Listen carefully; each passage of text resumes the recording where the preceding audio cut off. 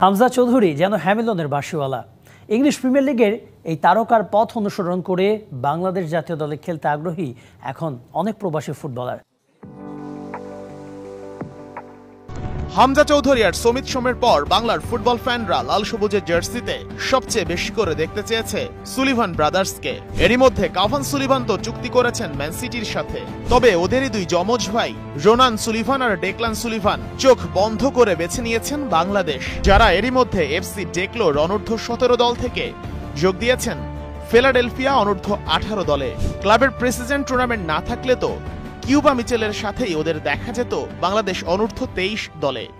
আর Sullivan brothers ছোট দুজন, ওদের অগ্রগতিটা যদি একটু। ওদের যেটা হয়েছে আসলে ওনারা ইনফ্যাক্ট ওনার বাবা চেয়েছিলেন এই 23 ক্যাম্পে আসার জন্য।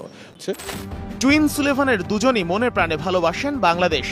লাল সবুজ ছাড়া অন্য কোনো অপশনের দিকে ওরা তাকাতে রাজি নয়। আমরা একটা ছবিও দেখেছিলাম যে বাংলাদেশ ক্রিকেট টিমের জার্সি পরে তারা ছোট দুই ভাই বসে আছে এবং অনেক ফ্যান্স বলছিল ওদের তো বাফুফে অ্যাটলিস্ট তাদের জন্য জার্সি পাঠাতে পারে ফুটবলের।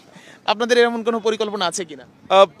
সামনে দেখেন কি হয়। আমরা তো এভাবে আলাদা করে কিছু বলবো না, বিকজ আপনাকে বুঝতে হবে আমরা তো যখন এই প্রবাসী ফুটবলার যারা পটেনশিয়াল ফুটবলার। বাংলার ফুটবল প্রেমীদের আকাশের চাঁদ হাতে পাওয়ার মতো খবর, অক্টোবরেই বাংলাদেশের সবুজ পাসপোর্ট তুলে দেয়া হবে রোনান ও ডেকলান সুলিভানের হাতে। রোনান সুলিভান বা ডেকলান সুলিভানের যে পাসপোর্ট কি আমরা 2025 সালে দেখতে পাবো? অ্যাবসলিউটলি পাসপোর্ট আমরা ডেফিনেটলি 2025-এর বেশ আগে ইনশাল্লাহ শেষ হয়ে যাবে। পাসপোর্টের কার্যক্রম আমরা শেষ করে ফেলবো। আমার মনে হয় আপনার বাই অক্টোবর ইনশাল্লাহ, বাই অক্টোবর আই থিঙ্ক ওদের পাসপোর্টের ফর্মালিটি শেষ হয়ে যাবে ইনশাল্লাহ। রোনান ডেকলানের পাসপোর্ট আমরা অক্টোবরে পাওয়ার আশা করতে পারি, ডেফিনেটলি আশা করতে পারি। বাই অক্টোবর তাদের পাসপোর্ট হয়ে যাবে ইনশাল্লাহ। সুলিভান ব্রাদার্সের নানি শুধু বাংলাদেশি, তাই তাদের প্রসেসিংটা হতে একটু সময় লাগছে। তবে তাদের আমেরিকান বাবা ব্রেন্ডন সুলিভানের আন্তরিকতায় সব কাজ আগাচ্ছে অতি দ্রুতই। ওনাদের ওখানে একটু সময় সাপেক্ষ ব্যাপার, বিকজ ওনার শুধুমাত্র নানি হচ্ছে বাংলাদেশি পাসপোর্ট হোল্ডার, বাকি কেউ নাই। উনি বেঁচে আছেন, দাদা দাদু নানা বাবা মা, কারো বাংলাদেশি পাসপোর্ট নাই।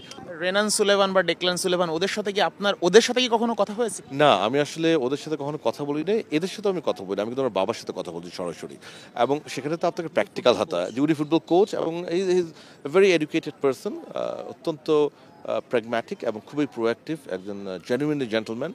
So I had a good fortune ওর সাথে একটা লম্বা জুম মিটিং করার, এবং এরপরে হোয়াটসঅ্যাপে প্রায় যোগাযোগ হয় আমার সাথে। কাভান কুইন না হোক, রোনান আর ডেকলান সুলিভানকে পাওয়াও হবে বাংলার ফুটবলের জন্য বড় প্রাপ্তি। একই সাথে আগামী 2-1 বছরের মধ্যেই এই দুই বাংলাদেশি ফুটবলারকে দেখা যেতে পারে মেসির বিপক্ষে মেজর লিগে খেলতেও।